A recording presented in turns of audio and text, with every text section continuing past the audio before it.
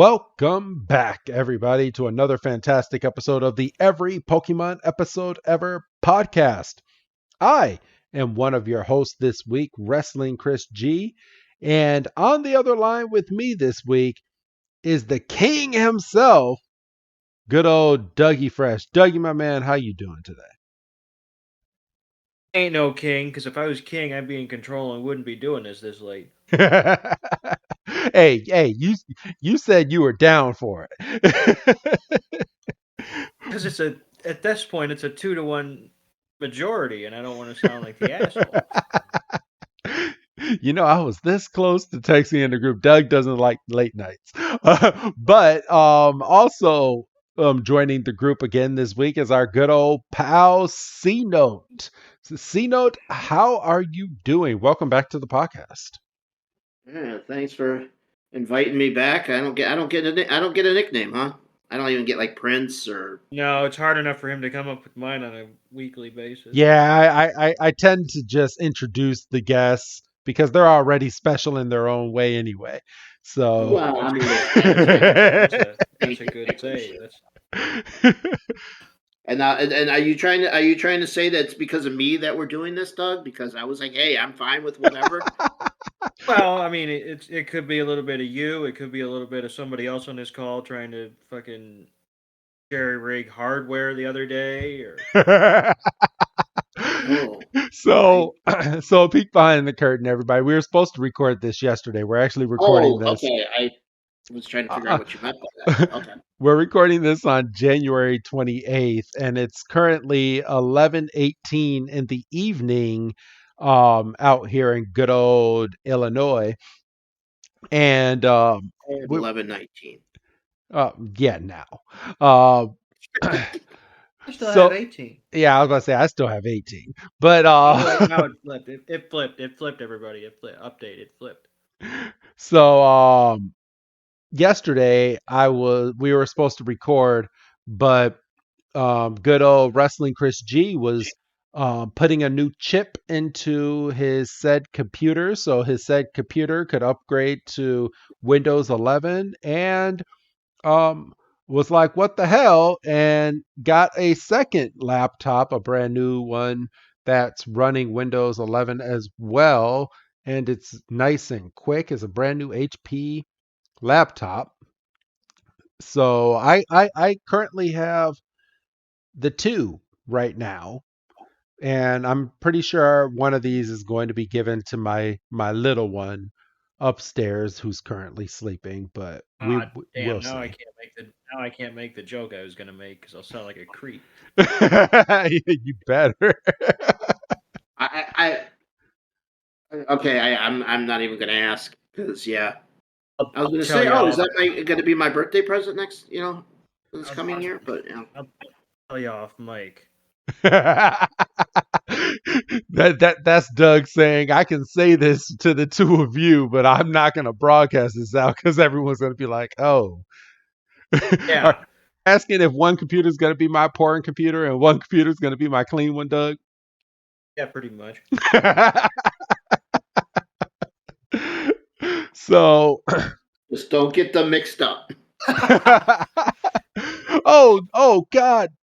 Son, I didn't mean for you to see all that. I'm so sorry. Dad, you gotta clear your history. It's day one stuff. But all right, everybody. On the topic of birthdays, since it was brought up, I may have fallen into Wrestling Chris G's.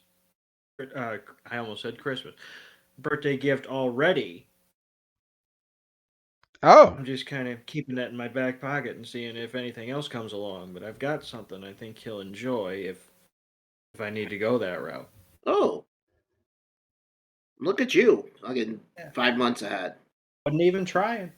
Oh, he said Wrestling Chris. I thought he said C-Note. My bad. I was like, wait a minute. Wait, you got something in mind for me? I do. Oh. Okay. But wasn't even that looking. was the wrong thing to say, Doug, because now he's going to harass you for the next 6 months. No. He can harass me. He can harass me all he wants. He'll never figure it out. No, harass me. I'll probably never figure it out, but He's also hosting the roast of Wrestling Chris G. Tell me how you really feel. And I'm pretty sure we're landing on the date of June 25th. So that's gonna be fun. Not the 25th. Yes. Uh-oh. Uh-oh, what? What's the uh-oh? Not the 25th. Yes, June 25th. Shit.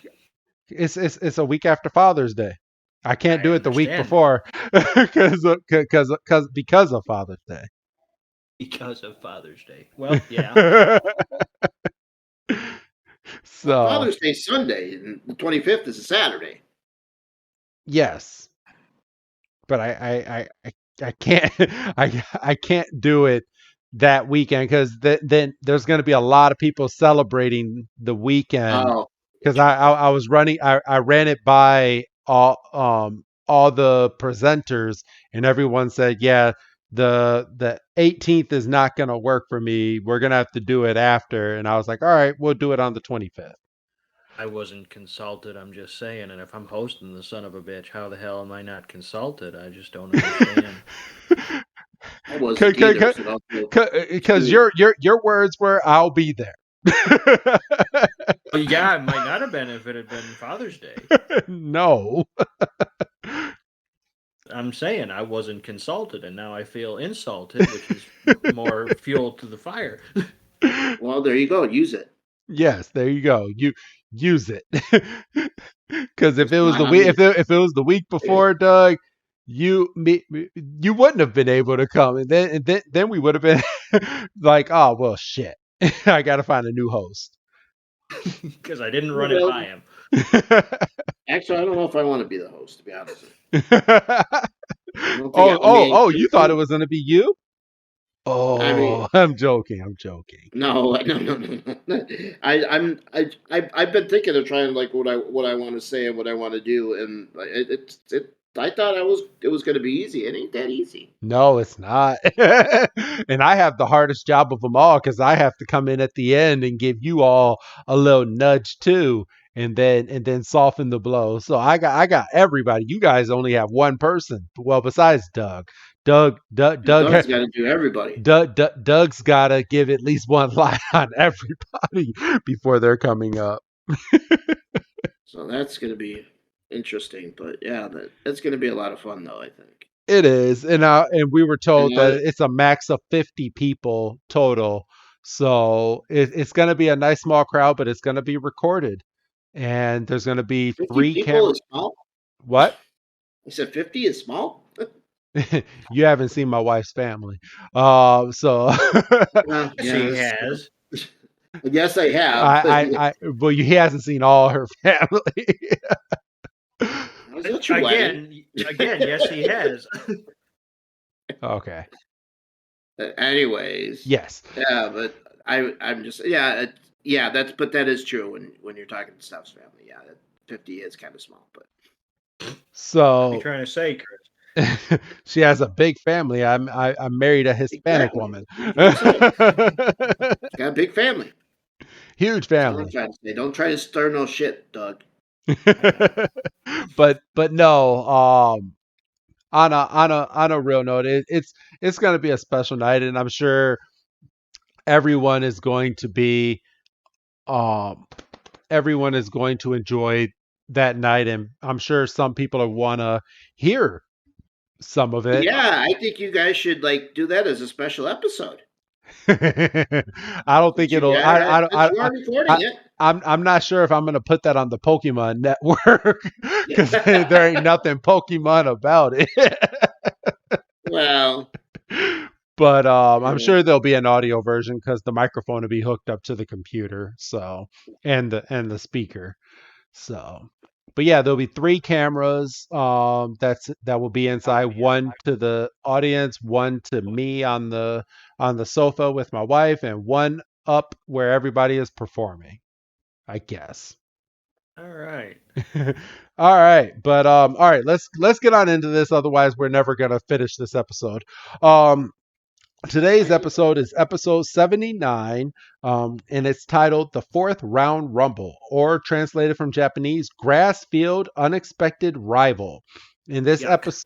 episode, Doug is not a fan. This episode premiered January 1st, 1999 in Japan, and here in the States, November 13th, 1999. And I was told that I am going first. Doug, you're going second. And our guest C Note actually has one, and he is going third this week. But for my date, on November 13th, 1940, Walt Disney's animated film Fantasia makes its debut on Broadway Theater in New York City. Wow. You know, Never seen it. I've never seen the Broadway, but I've seen I believe it's the film. They have a whole like animated cartoon film of this, and I remember watching it, and like I wasn't a big fan of um like music, which is what I believe this Broadway theater play Yeah. was.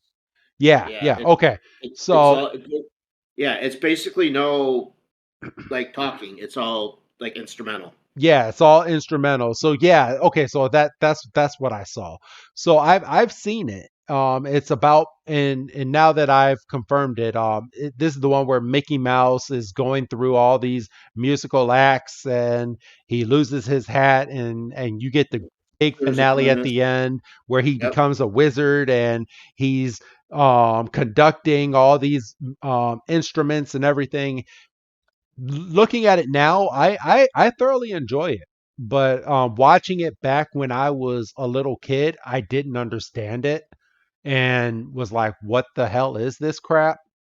But yeah, that's my date for this. And being a Broadway fan, and I'm trying to get my wife to go to New York with me to go see this Harry Potter play out there, but with COVID running rampant, she don't want to go.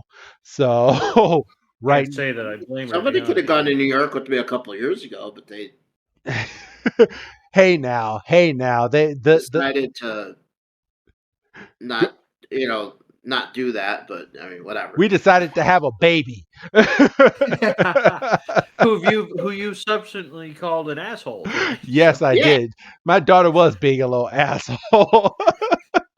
Yeah, But that's true. but all right. So that was my date, and Doug, I believe yours is 2002 in November So 13th. on this date in 2002, gotta find the fucking tab. There it is. Wait a Eminem. minute. If you're 2002, then I should be second because I was 2007. No, you're last.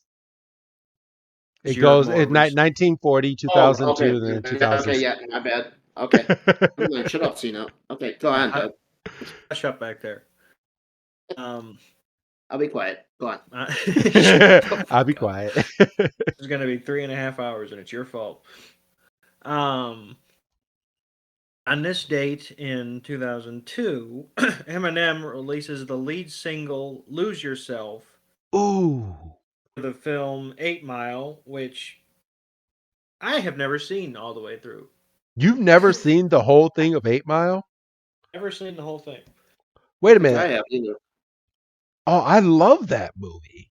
I mean, it's a banger of a song, but I've never seen. And I mean, I've seen like the rap battle sequence. Well, spoiler. I mean, he gets recognized at the end. I understand that. I mean, I understand that, but I'm just saying, I don't think I've ever. In fact, I know I've never sat down and watched it all the way through. Oh, okay. But it was a banger of a song, and I believe I've listened to the soundtrack a few times through. And You better it's- lose yourself in the music the moment you own it. You better never let it go. You only get one shot. Do not miss your chance to blow, 'cause opportunity comes once in a lifetime. You better lose yourself. Oh, I love that song. I think we're gonna get a copyright strike just out of. No, I think he was still good because what is it? You can say so much of it before you have to pay copyright. Oh, Yeah. and he was probably off key anyway. Yeah. just a tad. But yeah, so Eminem, that was his one like starring role. He's done like little cameos here and there. Still putting out music. So Yeah, yeah. which surprises me that he's still out there putting out music because he doesn't advertise his stuff anymore. No, he doesn't. He's just here's a full 20-track album. Yes. I'm like, oh, okay. Here goes 2 hours of my day. Yeah, basically. And it's still good, so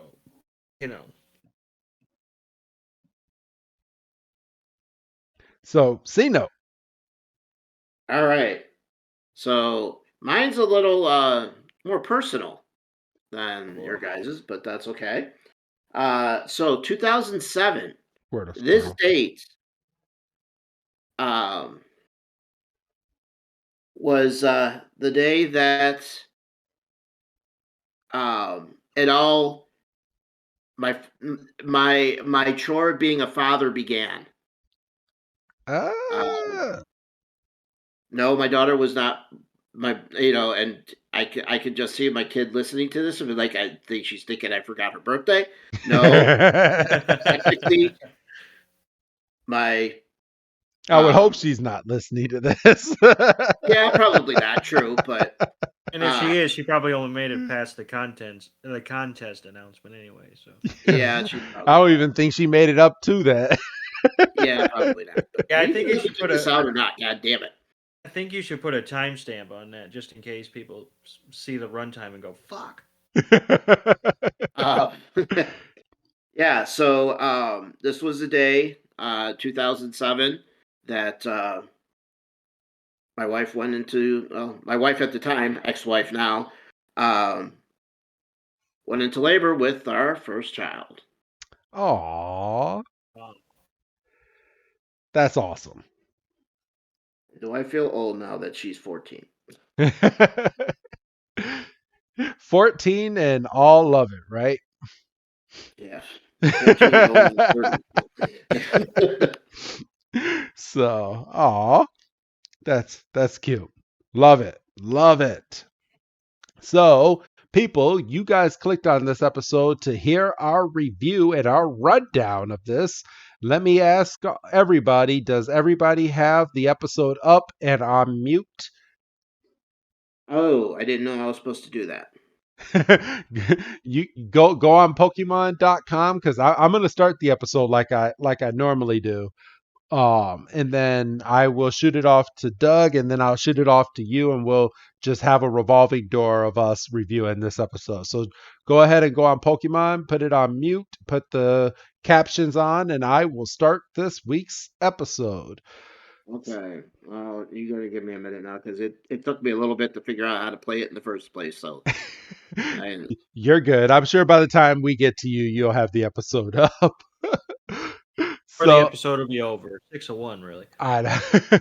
So, all right, everyone. So we start this week's episode with fireworks, and it's the first week within a few weeks that we have not gotten a replay of what happened last week because I think they learned their lesson. Oh, these SOBs are freaking, they're not even watching the episodes. They're just waiting till the following week, watching the first 5 minutes and then just turning it off.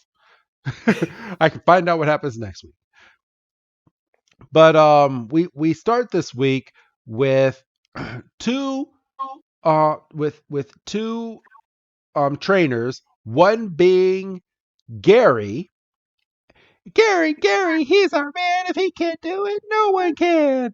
And another trainer on the is it on the red side this time? Oh, Gary's on the Yeah, red. Gary's on red, and then we have Melissa on the green side, the trainer that he's fighting. And Gary has his Nidoking out, Melissa has her Golem out. And they are both down to their final Pokemon. And we also get noted that Ash, Misty, and Brock are in the stands, and sitting right next to them is Gary's cheerleaders, which I think is pretty funny. Like they take up a whole section in itself. Yeah. So, all right, everybody. So the battle is underway, and Misty is concerned, and she's like, I wonder if Gary's actually going to win this. And something tells me Gary has been kind of choking this battle. I mean, even though they're down to 1-1 Pokemon, they look concerned about what's going on. And Brock is like, yeah, this Melissa is pretty tough. We have Nidoking and we have Golem, and they're staring at each other and they're sweating. And Gary goes, Nidoking, horn attack. So Nidoking goes in for the charge, and Golem catches him right by the horn. And Golem just goes whack, picks him up by his horn, which I know has to hurt, jumps all the way into the air, and then comes crashing down onto the ground. And Gary's like, holy shit, what the fuck just happened? Well, no, he say that. This is a kid's show. But that was the expression on his face. Well, okay, but he didn't. Oh, fuck. And Golem is sitting right on top of Nidoking like, I owned your ass. And freaking Nidoking is knocked out. The announcer goes, the battle goes to Melissa, puts up the green flag, and the crowd starts cheering for Melissa. And we cannot believe it, but Gary has lost the 4th round. Doug, you want to continue this?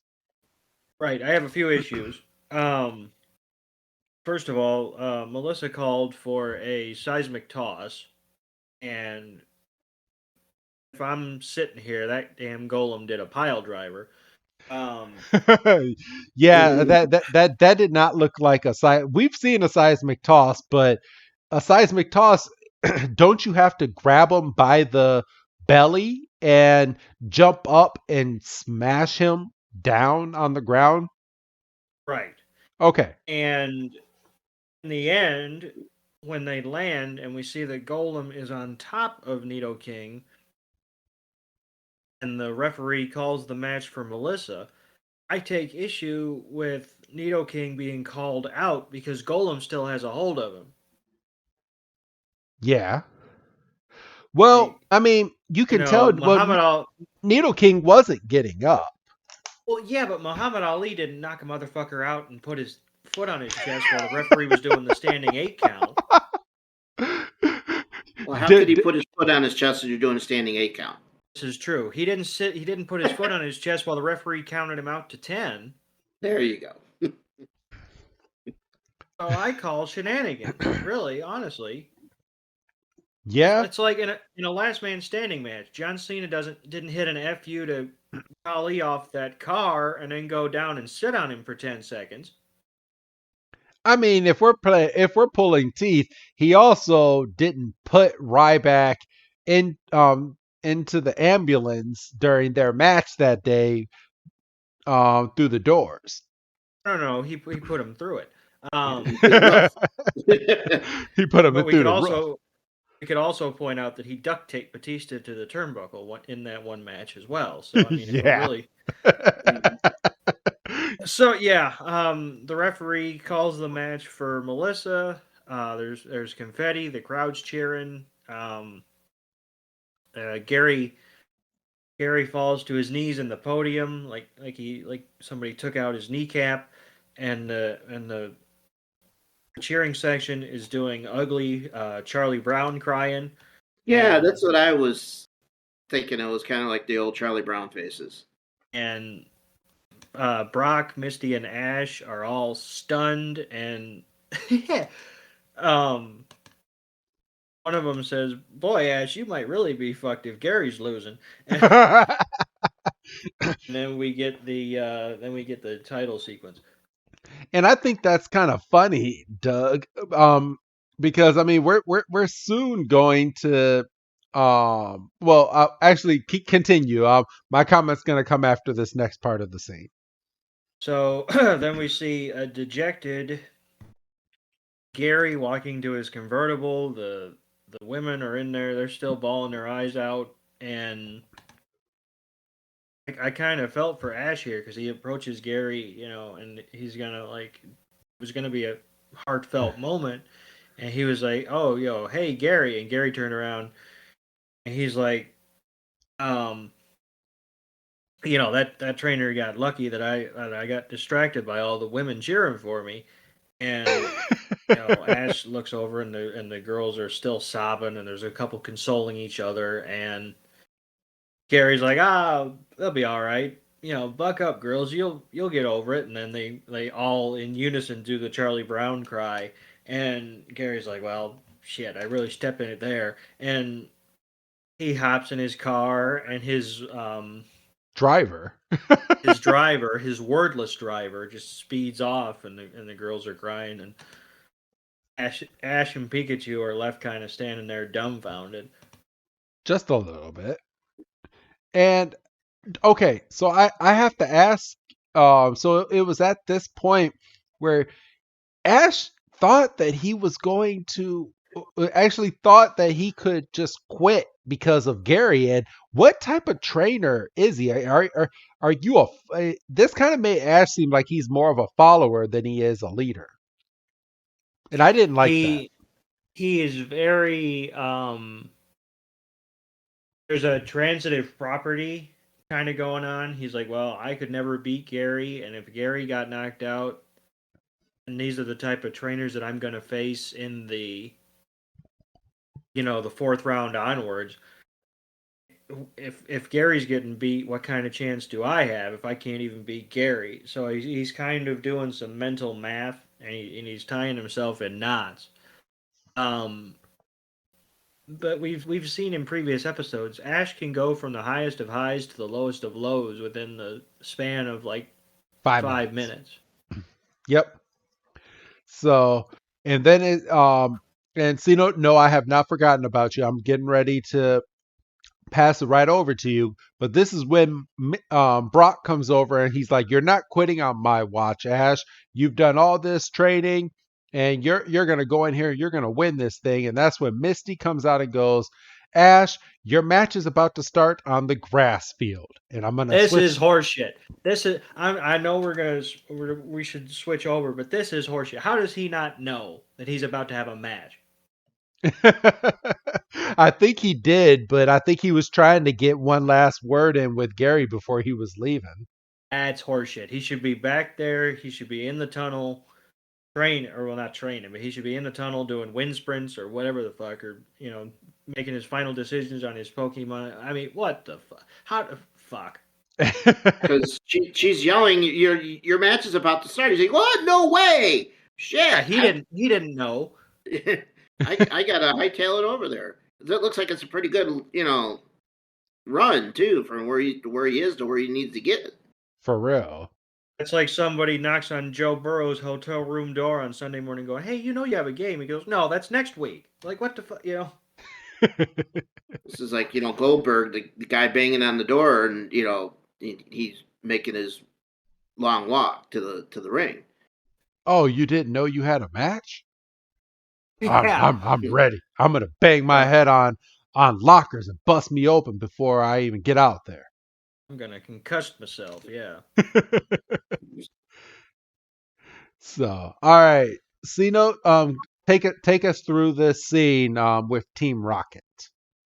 All right, so I'm starting to like Team Rocket. I don't know if it's just the rhyming or what, but so we got Team Rocket. They got a little good shop set up, and they're selling all kinds of Pokemon souvenirs and stuff like that. It looks like, and of course Meowth gets a little annoyed. He's like, "Hey, don't forget we're here to our whole plan is to to steal some Pokemon, not to sell Poke crap." And so that's or Poke junk excuse me.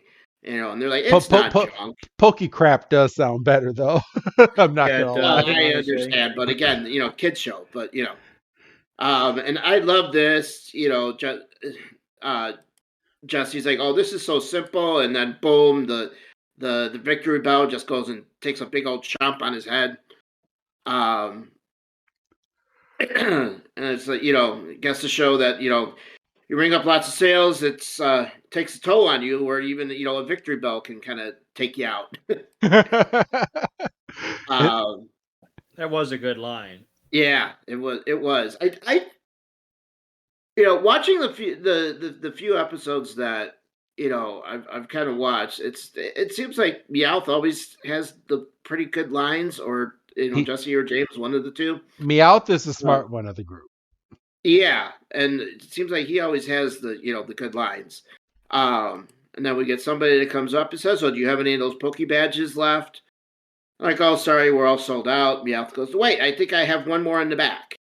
Official Pokemon badges. They're selling replicas of Pokemon badges. Everybody. Yeah, it's like fake badges made out of bottle caps. Caps, yeah. And yeah, I don't think Jesse and James are like very happy about that. And then we kind of jump to the field, and we're getting ready for Ash's match. All right. Thank you, Sino. So right here, Ash is rising up from the ground, and he's on the green side, and they're like, the green trainer from Pallet, Ash Ketchum. And Brock and Misty are like, yeah, Ash can't lose. Ash is not going to let us down. We can, but it's not like we're down there this time. We can't even coach him from the sidelines. And Brock is like, Ash just wants to prove that he can win this all by himself, which is what I said in last week's episode. That was kind of horseshit that they were down there coaching him through a Pokemon League fight. Yeah, he'd have been dragged on Twitter if that was a thing. Yeah, for real.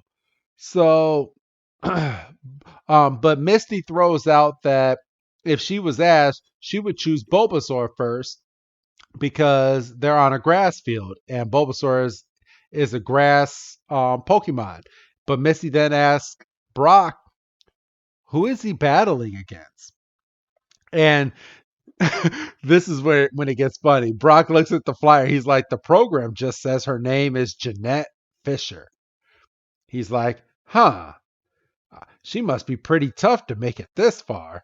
And then we get a big red carpet. So she's not even coming up from the ground like Ash did. So I'm gonna kind of hype this up. In the red corner, coming out from a red carpet, she has people throwing flowers behind her. And here she is. Cheering section. What's up? She has her own cheering section. Yeah, for real. Yeah, she does, yeah. And it's a very pretty girl with purple hair. And as soon as she comes out, she's like, I am honored to be here. And Brock is like, I'm sure she sure knows how to make an entrance. And he's all flustered just looking at her. Immediately gets a hard on. Immediate. He's like, oh my gosh, she's beautiful, man. Ash should have had us down there on the sideline so I could get a closer view of her.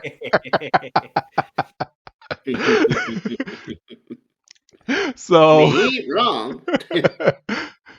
And then we get a look at Jeanette's cheering section, and she has a cheering section just like Gary did, but hers is filled with what looks like cheerleaders and men doing karate. And then they got like posters up with a big V on it that for her name, and I was like, oh, look at that. Wait a minute. I'm not going to let that go. Where's the V in Jeanette? Right. For victory. That's not what you said. Oh, my bad. They have a big V for victory because V they're is silent. Yes. because they're cheering victory for Jeanette. There you go. And Misty is like, man, she has a whole cheering section, and all Ash has is us over here on the sidelines. And Brock goes, yeah, Jeanette, she should win. And Misty gets mad. You're here for Ash, not Jeanette. Whose side are you on anyway? And She got Doug, really pissed there for a minute. Doug, I'm gonna give this next part to you as she is rising up on the red side. So as Misty projected, Ash throws out Bulbasaur, and then Jeanette has a nice quip of, well, my Pokemon is going to create quite a buzz, and she throws out a Beedrill. And That's a good So- Pokemon. That's a good starter Pokemon. I'm just throwing that out there. it is really good. And then Jeanette gets first attack and immediately goes for a tackle with Beedrill, and Bulbasaur is able to dodge it, and Ash sends out Razor Leaf, and Beedrill is able to avoid the leaves and With Twin Needle. is trying to use Twin Needle, and Bulbasaur's dodging, and then what is she? Poison called Sting. the thing, and then so Bulbasaur is immediately on his back foot, almost literally. He's just dodging.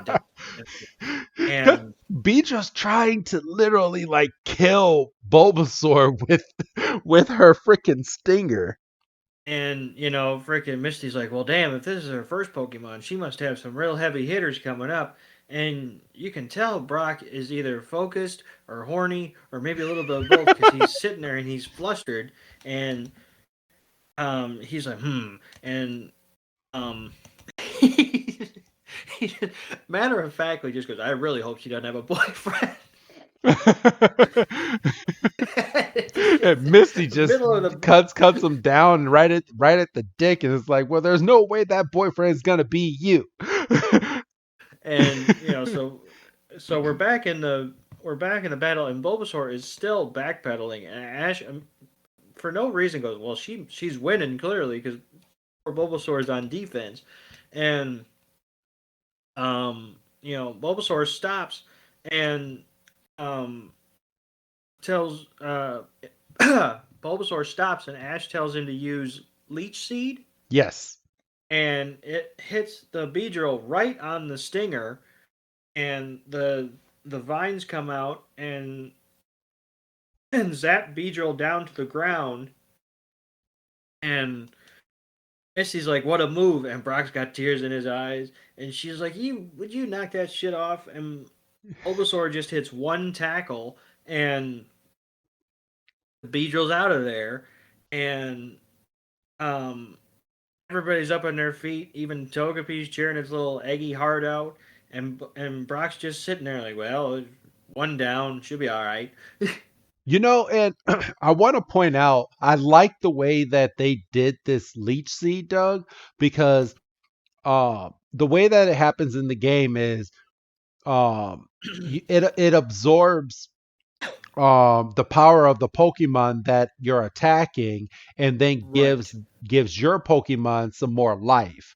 And the way that they animated this is that as it's sucking out all the energy out of Beedrill, it actually unsnaps itself from that Pokemon and goes back into Bulbasaur, then giving Bulbasaur all the nutrients that it needs and the energy that it sucked out of Beedrill. I love that. Nice little touch. Yes. So, and this is when she's like, no way. And Ash is like, hell yeah. So, so C note, I'm going to have you take this next part of the scene. All right. So basically, Beedrill, he's defeated, and she calls on, is it Scyther? Scyther. Scyther, okay. And Who is a major player in Pokemon Arceus, who gets a new evolved form, by the way. Just wanted to note that. and he kind of, I think he kind of looks like a praying mantis. It's, I think what they're going with here of what he's supposed to look like. Yes. And Ash is like, "Oh, Scyther, whoa!" Like, okay, it's going to be 1-1 here in a minute, probably. And the battle begins, and it's slash attack, and it's just slash slash slash. Bulbasaur's kind of just like on the back, and then it's Just quick dodging. attack. And he's just dodging everything, and bouncing all over the place. And the way they animated this quick attack right before you continue was awesome, because in the video game, quick attack is basically a fast tackle. The way that they animated quick attack on the anime in this episode is that Scyther was trying to use slash, and she said quick attack, and then he just took his slash move that he was doing and just does it very quick, which is like whipping a bunch of like razor like wind over at Bulbasaur to try to hurt him. I thought that was fucking awesome. There's a lot of good animation in this. And he was catching a couple of those shots in the face, and I mean they made note of a couple of them landing, but he was keeping with it for the most part. Yeah, for real. But all right, so you can continue, and we have Bulbasaur going in for a Vine Whip. Yeah, so Ash goes Vine Whip, and then she tells Scythe to cut the Vine Whip, and then all of a sudden he turns into 1 becomes 3. Yes, and he started using Double Team. They didn't announce that, so I know you wouldn't know. But Scyther has now used Double Team on Bulbasaur. Right. Okay. Yeah, and we've got commercial, and it's who's that Pokemon, or what's that Pokemon, or whatever. Who's that Pokemon? Who is this? Flower. Bellsprout. Yes. And now we're back, and we've got the 3 Scythers kind of staring down. We got everybody cheering. Everybody's getting excited. We got the big V up there again for Jeanette. And Bulbasaur is looking a little freaked out. Ash has got a little bit of a worried look on his face. He's like, Bulbasaur, Vine Whip, now. And, of course, the Vine Whip goes at the wrong guy. And then again, wrong guy. And then Scyther comes and attacks Bulbasaur. And Scyther kind of cuts through him. He got some more fighting back and forth. Bulbasaur is going to get mowed down, we think. And then Ash all of a sudden goes, wait a minute. Bulbasaur. Was it Vine Whip again? Razor Leaf. Oh, Razor Leaf.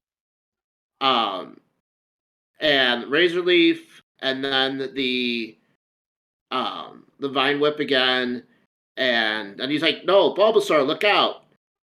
And then Bulbasaur's looking all over, like, where'd he go? And Ash is like, wait, use your Vine Whip against all 3. He's like, oh! And then he misses the first 2, but then he grabs the 3rd one. And I guess the double team kind of messes with your defenses. And Scyther's done. So yes, Bulbasaur has taken out. I have issues again. Okay, what's up, Doug? So he hits him with my description. With the show. You're doing fine.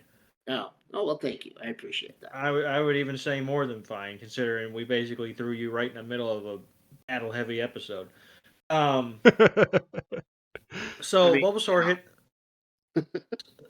Bulbasaur hits the deciding Vine Whip, right? Yes. The force of the Vine Whip takes Scyther down to the ground, right? Yes. Bulbasaur's vines stay on top of Scyther, pinning him down until the exact moment the referee's flag goes up indicating the round's over. Yes. Oh, jeez. Oh, Yeah. it's another golem, isn't it? It's bullshit is what it is. Well, I think they're going with the Pokemon's not moving anymore. He's Could be back. playing possum. But I will second your defense, Doug, because we do not get the knocked out eyes neither on Needle King or on Scyther. Scyther. Scyther just had his eyes closed. So We did not get the I'm done with this battle eyes. shenanigans. Yes. But all right, so I'll take it from here. So Misty and Brock are looking at each other and they're like, "Oh, Ash might actually have a full sweep victory in the fourth round. His Bulbasaur is doing great." And they're like, and Brock's like, "Yeah, well, I wonder if if that was her first two Pokemon, she must have a killer as her final Pokemon." And he's like, "But you know what? I believe in you. Go Ash." And Ash is Yeah, and now that you're up 2-0. so his heart on went away. I'm not attracted to a loser. So Ash He is was doing getting. something else while she was getting beaten. Oh, stop it. Oh boy. I mean, hey. I mean, he toot his own horn, I guess. Yeah. Yeah. But Ash is really stoked right now. He's like, 2 down, 1 to go. I'm about to win this thing. And then we get Team Rocket's balloon flying over the stadium, and they have a whole bunch of what looks like Pikachu inflatable balloons. Well, we find out Team Rocket's actually not inside of the balloon. They're on the ground, and it looks like they have a huge vacuum. Well, they do have a vacuum because he says our Pokevac is ready, and he's like, now let's let them have it. And the balloon is going across the Pokemon stadium, and that's when 2 Officer Jennies and 1 Growlithe take one look over there, and they're like, "Hey, look, that's Team Rocket's balloon." And then they're like, they must be up to no good." And I had a problem. Issue. I have big problem. Because Officer Jenny looks right over at Growlithe. That's a Growlithe is if that's if as clear as I'm sitting here, that's a Growlithe. That is a Growlithe. They say Arcanine flamethrower. And is what it is. I mean, when I guess that must be Growlithe's nickname because when he evolves, they don't have to give him a new nickname. But but Growlithe does its flamethrower and completely burns down Team Rocket's balloon. And from there, a whole bunch of people get some free Pikachu balloons. And Team Rocket's like, "Oh shit." And they're like, "Quick, start the vacuum." And James is like, "All right, it's not working. Whatever it is, it's getting a ticket." And freaking you see 2 more Officer Jennies right behind them, and you see a big old Pokeball, which is what is being used what they were going to use to suck in the Pokemon into the vacuum. But Officer Jenny has unplugged it. Meowth is like, "Oh shit, the cops." And both Officer Jennies are like, "Stop, in the name of the law." And Team Rocket is scurrying away as Officer Jennies are chasing them. They chase Team Rocket into the stadium, even though they were running out of the stadium. I did not understand that too much because the animation was clearly out of the stadium. But now they're back in the stadium, and Meowth trips, and Team Rocket trips over Meowth. They go flying into what looks like, I believe it's a hot dog stand, and they pick up the outfits and they pretend to be selling hot dogs. Doug. Yes. So Jesse says, "I've got hot dogs. Get them while they're red hot." And James says, "I've got ice cream. Get it while it's cold." Or as the caption says, "Get it while it's gold." And then we're back to the battle, which I did appreciate that this didn't interrupt the flow of the battle. Like nobody's even batting an eye, and obviously we know that Jeanette's down to one Pokemon, and Misty's really into it now. She's like, one more, and then we can go get something to eat. We can move on. You'll be in the 5th round, and then she kind of has a brief crisis of thought for a second. She's like, well, this will probably be her strongest Pokemon, but you're doing good so far. So I mean, what the hell? And Togepi's happy, and Brock's like, he must be feeling pretty confident that he can beat any Pokemon that Jeanette throws out. And just like the Who's That Pokemon, we see that her final Pokemon is a Bellsprout, and the entire stadium gasps in unison. And we see a tiny little Bellsprout standing in front of Bulbasaur, and everybody starts spiking the football and popping the champagne, and she must have ran out of strong Pokemon. And oh, for what he doesn't know. And Ash has a great line. I mean, obviously it blows up in his face immediately. He goes, "This is about to be the shortest match in Pokemon League history," and he says, Bulbasaur just use a tackle, and Bulbasaur Bellsprout does basically the Bellsprout version of a judo flip, and all Matrix like too. Exactly, and drops poor Bulbasaur straight on his heed, and heed. And then we get a shot of the cheerleaders, and Bulbasaur is pissed off at this point, so he charges at Bellsprout, and Bellsprout gives him the old the heave ho, and chucks Bulbasaur again, and Bellsprout's kind of feeling itself, and Brock kind of puts what's happening in context, and he says Bellsprout's taking all the energy and inertia of Bulbasaur's attacks and using it against him, and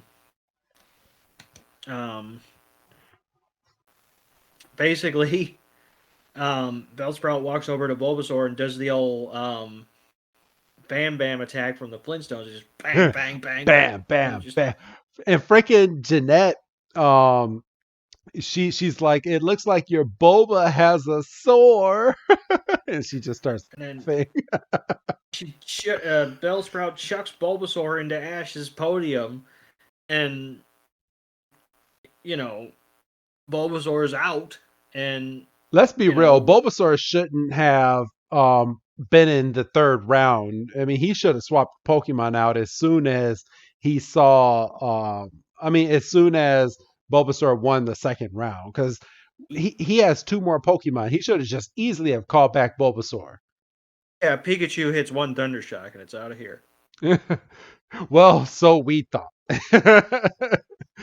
All right, so C note. Bulbasaur is out of here. Here comes Pikachu, and you want to go over Pikachu's round? Sure. Yeah. So all right. So Ash is like, okay, Pikachu, it's up to you now, and because he's all all right. He's all hulking up a little bit and Pika. He's no problem. He's got this. And they kind of stand up, and he's like, Pikachu, Thundershock. And he's like, Pikachu! And the Bellsprout just does the little dances around everything.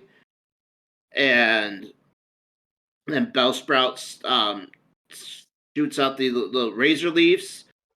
And Pikachu dodges them as they cut through the rocks. and then it's Thundershock again, and Pikachu, and Ash thinks, there we go, that's it, this is over.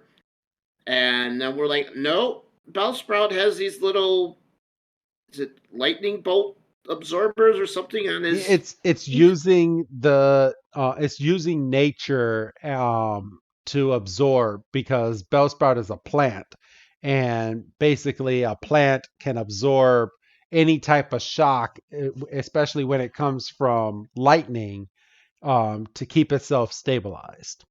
Is that how it worked in the game? No. I didn't think so.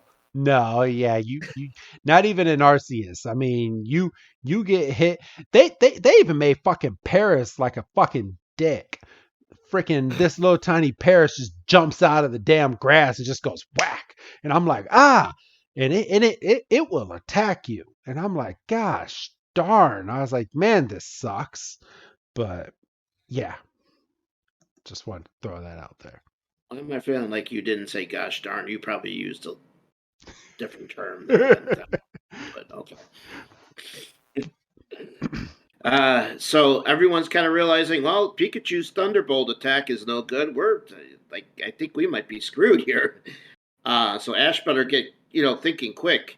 So then Pika's like, all right, he's got his, doing the Muhammad Ali boxing thing with Pika, and does a little flip, and Bellsprout dodges him, and then it's just basically kind of back and forth. Pika's trying to do everything he can, and Bellsprout's just like, yeah, okay, dodge this, dodge that, and then whack right on top of the head with the branch, and it's a garden variety attack, and Pikachu is out. Not colder than a banker's heart. So, and it's pretty funny, and I know I'll tell you I'll have you guys tell what I'm sending you in the group chat right now, but it plays into this next scene. Look, you really shouldn't be looking at that when we're doing the podcast.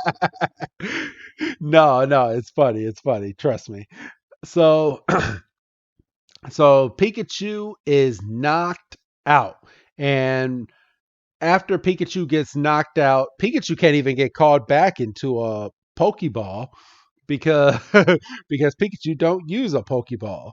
But it does go, and Ash has to run down there, grab Pikachu, place Pikachu next to the podium so Pikachu can rest. And we see Professor Oak and Ash's mom coming into the stands, and they're like, oh, you guys are here. Did you guys hear about what happened to Gary? And Professor Oak is like, yeah, I heard, but it'll do Gary good to see that everything can't be perfect for him. Yeah, every once in a while you need to get kicked in the dick. So from here, okay, right before I go into the scene, all right, you guys should have gotten it. I ain't got nothing. Yeah, I don't have anything. Oh, darn. Oh, I got it. Wait, I got it. I don't have anything. Oh. You need to quit with that shit. I won't stand for it. Tell our audience what I just sent you. It's like people out there saying that Pete Davidson's only getting with all these good-looking girls because they're connected with the Illuminati, and he wants to find out the inside scoop of 9/11. For goodness sakes! Come on, tell our audience what I just sent you. Basically, it's more propaganda furthering the Mrs. Ketchum and Professor Oak are smashing.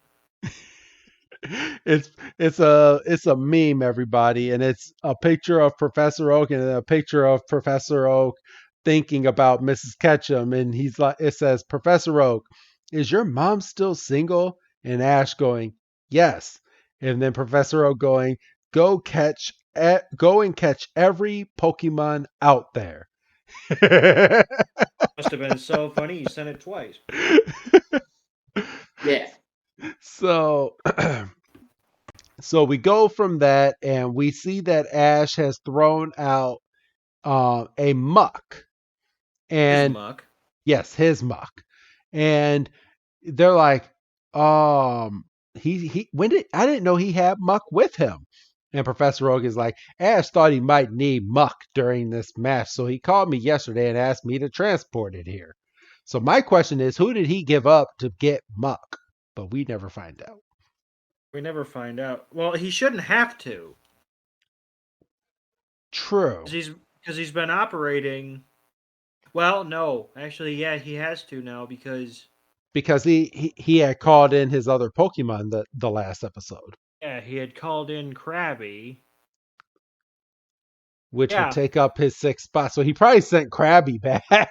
Well, Kingler. Kingler, yeah, he probably sent Kingler back just to get his muck because he's like, I'm not changing. He should have sent Charizard over there. Professor Oak would have had a field day with Charizard. Yeah, maybe would have straightened him out. Maybe he would have won the Pokemon League. But all right. Oak gives Misty gives too much credit to Ash, and she goes, he must have known that Muck would have an advantage over grass types. I don't think Ash is that deep a thinker. But I think Ash probably did think about that because he's going out onto a grass field and he probably looked up who he's going to be facing and found out that she has a bunch of grass type Pokemon. That's horseshit. He didn't even know his battle was coming up. So how the hell do you expect him to know who he's facing? True. And so we're back with Ash and he's like, okay, ready, Muck? And they're like, match begin. And freaking Jeanette goes, flying muck kick. And Bellsprout just jumps up and does like the karate kick and the foot right through Muck. Doesn't even phase him. Just doesn't even blink. Muck is like, what did you just do? I feel violated. And then I was like, now Muck is absorbing the energy of Bellsprout's attack, and Bellsprout just pops out Bellsprout, and Bellsprout's looking at him and just starts kicking Muck, and Muck is like, what the fuck are you doing?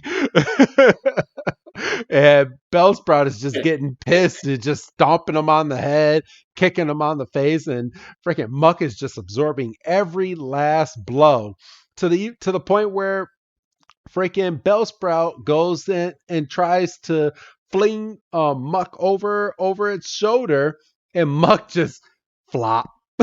And Muck is like, I'm back. I'm all right. And then Bellsprout throws out a couple of razor leaves and they go in and they bounce right back.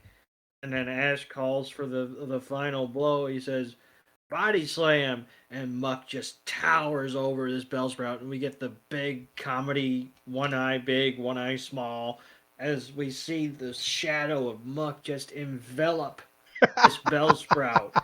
And I mean, you're just talking just wah, and when we see Bellsprout's kicking and kicking and kicking and kicking, one final kick, and then Bellsprout falls silent, and everybody's kind of sitting there, and we're looking, and Muck gets up, and we see that Bellsprout has the comedy X over the one eye that's facing upward, and lets out one final bell, and the referee calls it, and Ash wins.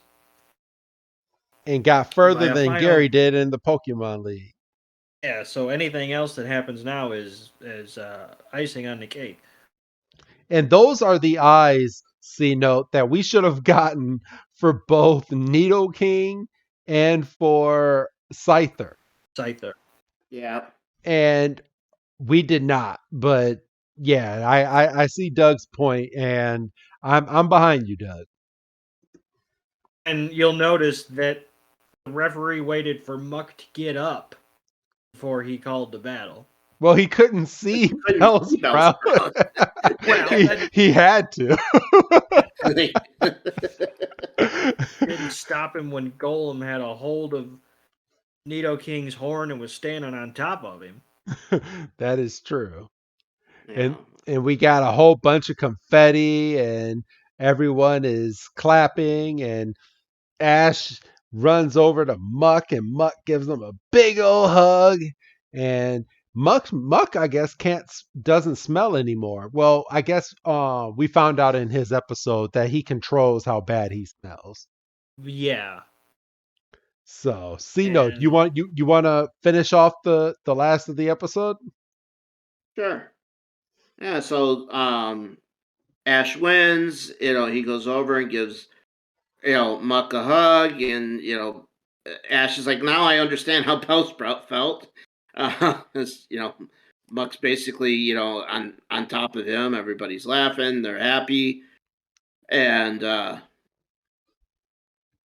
Jeanette is, I'm very proud of you, Bellsprout, and she carries him off very proudly, and then they're backstage, or I don't know, because we're back with James and Jesse, and they feel that maybe they're better off being hot dog vendors or whatnot, because it seems pretty profitable.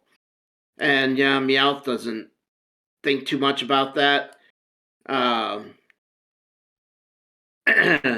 they're going to call it Jesse's and James's. Want a burger and fries?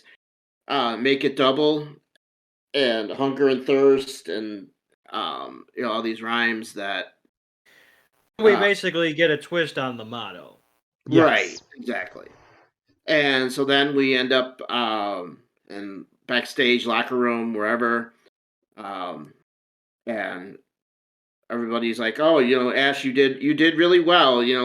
Good thinking of bringing Muck in." And Muck's sitting there, and then Muck goes and hugs what's her face? What's her name? Misty. God damn it. Lucky bastard, but and he's like, "Stop it, quit, Muck, stop." And yeah, he's just going at it. He looks like me. He's like humping her a little bit or something. Well, I do, because you're probably gonna get hammered with comments, because that's how our audience is. Misty is 10 in the cartoon. He didn't know that. I know he didn't, but Yeah. you know how our community is, Doug. So I wanted to point that out to you, because I know you didn't know, and I didn't know for the longest time either. But yeah, Misty is 10 in this season of Pokemon. I don't remember ever seeing girls look like that when they were 10. Neither did I. Maybe they grow up a lot quicker in Japan. It's the hormones in the milk these days. For real. I guess. Okay. But yeah, so that's basically it. Ash wins at Indigo Stadium, and what's it going to take to become the Pokemon Master? And we're going to have to find out later. To be continued. And then we get Pikachu Jukebox. Yes. Which we don't cover, thankfully. Yeah. It's the same songs week in and week out. But all right. Well, how did you guys enjoy this week's episode? I'm going to start with you, Doug. On your Dougometer, how many stars would you give this week's episode? I'm gonna go 4.5. I usually that final half a star on the 4 is reserved for like an evolution or a caught Pokemon, but when you get down to brass tacks, there was legitimate battles in this episode. Freaking Bulbasaur and Drill were literally going shot for shot, and then you had Bulbasaur and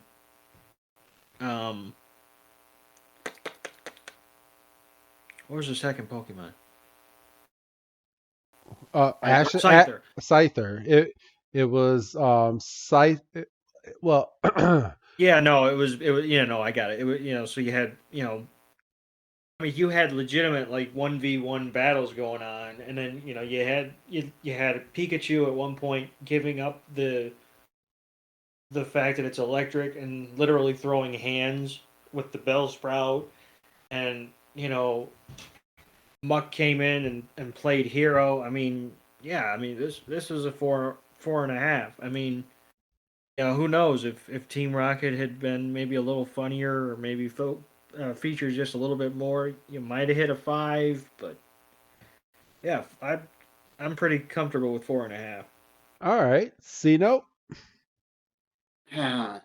So, I think I'm going to give it a 4.3. No. Oh, Doug would have choked you. I'd like to see him try. yeah. No, I kind of agree with Doug. It was a good episode. Yeah. Good amount of battle between everyone. It had some suspense because is Ash gonna sweep this thing and go 3-0, and then oops, no, he got a little overconfident. Now, is he gonna lose? Even though it's like I think everybody's like how is the main character of the show gonna lose in the fourth round? But we're kids, we're naive, maybe. Um, but yeah, it was some suspense, and I actually think Jesse and James were pretty comical in this one, and Meowth too. So, yeah, I think I kind of go with Doug too, like a 4.5. All right. And I'm gonna kind of follow you guys. I do agree 4.5 is good for this episode. The only thing that would have kicked it up further would be probably like you said, Doug, a nice evolution or a brand new Pokemon. But outside of that, I thoroughly enjoyed this episode as well. I mean, this episode. And I mean, as we got all 3 rounds with Ash, but not only that, but we got the ending sequence with Gary. So we had Gary in this episode. We got Team Rocket that played a substantial part in this episode. And you kind of forget that with all the action, but then we had action of all 3 rounds. They didn't skip anything. It's not like we faded to black and come back and we're in the 3rd round like we did last week. But Mm-hmm. but yeah, I thoroughly enjoyed it. This was a good way to end this week with our episode because I believe I have a feeling how next week's episode is going to be if I remember correctly. I don't even think we get a round next week because I think Ash ends up meeting someone and then they end up facing each other after. But I believe that we're taking a break from the matches for a week next week, if I'm correct. Yes, So, all and right. What's can up? confirm. You can confirm. Okay. Yeah. I was pretty sure he didn't face anybody next week. So, all right. But you guys have waited until the end of this episode. I am going to open a Evolving Skies booster pack from Sword and Shield. And C Note, I'm going to ask you what card or what energy card do you think I'm going to pull? I'm gonna give you, since I know you don't play Pokemon. There's ground, fire, water, lightning, steel, psychic, and I might be missing one. But Grass. yeah, grass. There you go. 7.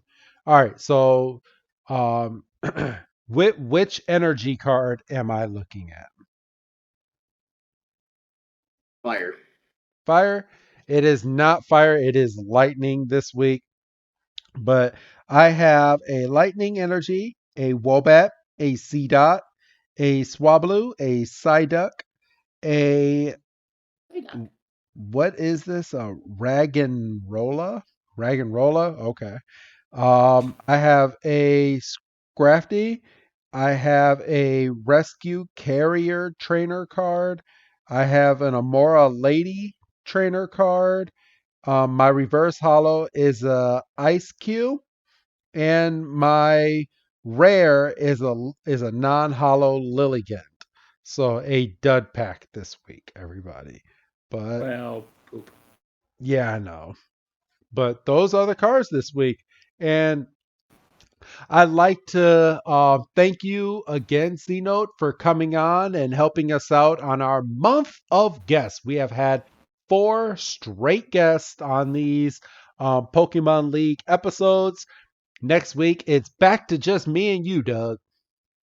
We're Well, back. We're back to doing a twosome. All these three person episodes are coming to an end for right now. I didn't know you guys were that way. Oh, But wow, you said something new tonight. I think you know somebody for a while, but I guess not. Well, he's been in the house a while. I mean, you can only do so much. I know, for real. But I do want to go down. I want to personally thank premium Patreon subscriber Grant for coming on this month. I also want to thank Carl Dutton, creator of the X-Men and Power Rangers audio Audio drama. there you go, audio drama. I could not get that out. And Jared for making his first appearance last week, and you for ending it this month with C Note. So I want to personally thank all 4 of you for coming on, and we thoroughly enjoyed having you as a part of the show. So thank you guys. All right. With all that being said, C Note, before we sign off, do you have anything else that you would like to say? I don't think so. Thanks for having me again. It's a lot of fun. Like I told you guys, last week when we saw each other, I started listening to the podcast because got a long commute to work every day now, sitting on the train, so need to find things to do, and started reading my Moxley book on the train this week. So thank you for that. Oh, you're very welcome. All right, but all right. Well, say goodbye to our audience, Goodbye, audience. All right, and Dougie Fresh, say goodbye, Doug.